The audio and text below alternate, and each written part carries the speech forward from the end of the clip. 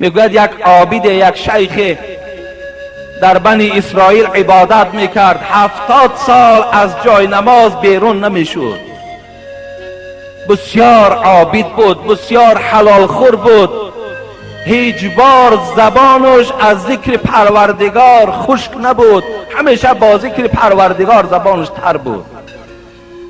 الله میگوید فرشته ای را روان کرد که رو با این عابد، با این شیخ بگو که دیگر مشقت نکشد، اگر 70 سال دیگر هم عبادت کند با ششگاه وی دوزخ است، جنت برای این حرام است.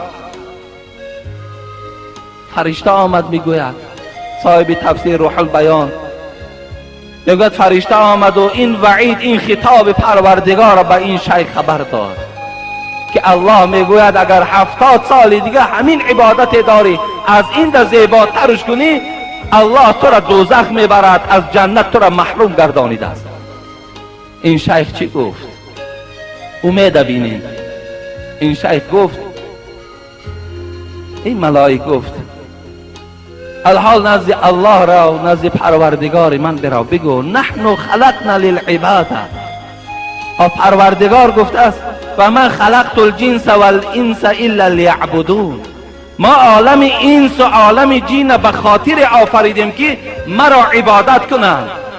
منم گفت یک نفر از این بندگان خدا هستم، من بر بهشت دوزخش کار ندارم، فقط وظیفم که عبادت است. اگرچه پروردگار مرا از بهشتم محروم گردانیده باشد، تا زمانی که نفس در بدنم دارم از عبادت پروردگار روی نمیگردانم.